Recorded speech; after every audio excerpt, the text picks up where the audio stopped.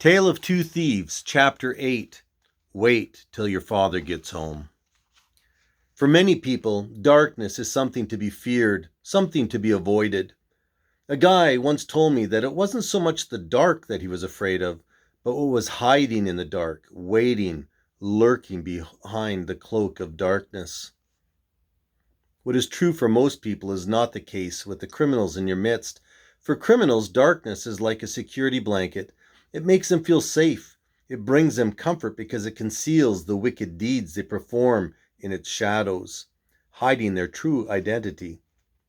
As I entered the neighborhood where only 2 weeks earlier I had hidden under the cover of darkness, I now felt exposed and naked in the bright light of the day. It was not a sunny day. It was overcast and dull, but it was still bright compared to midnight. My friend the dark could not help me now.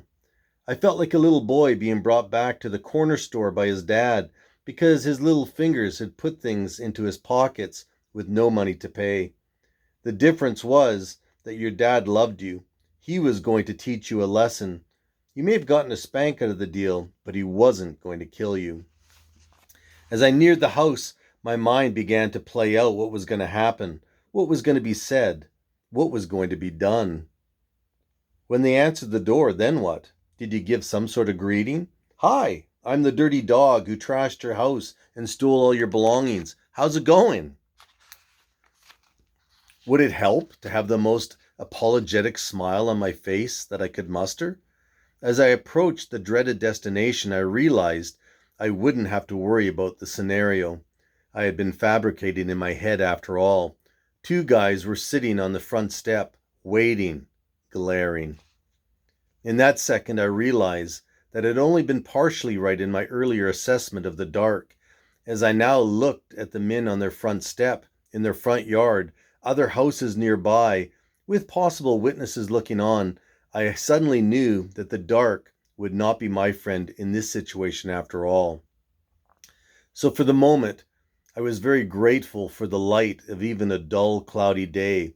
Darkness was only the friend of the person perpetrating the wrongdoing. To the sad sucker on the receiving end, darkness was no friend at all.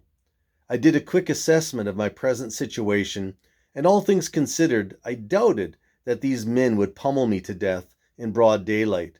It could happen, but I didn't think it likely. I parked my car in front of their house, my heart pounding inside my chest. The two men on the front step saw me and stood up. It was payback time, hopefully only in one direction. With as much inner strength as I could muster, I fought off my fear, fought off the urge to apologize, fought off appearing pathetic, vulnerable, and petrified. In actuality, though, I felt like Bambi caught in the oncoming semi's high beams. Men like these two thrived on fear and fed on the weak.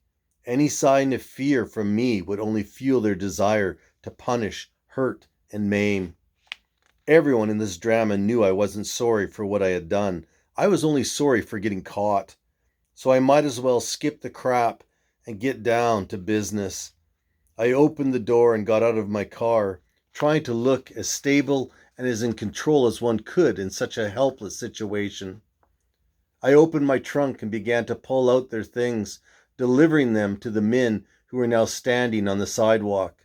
Cold stares were given in both directions as the merchandise exchanged hands, but no words were spoken.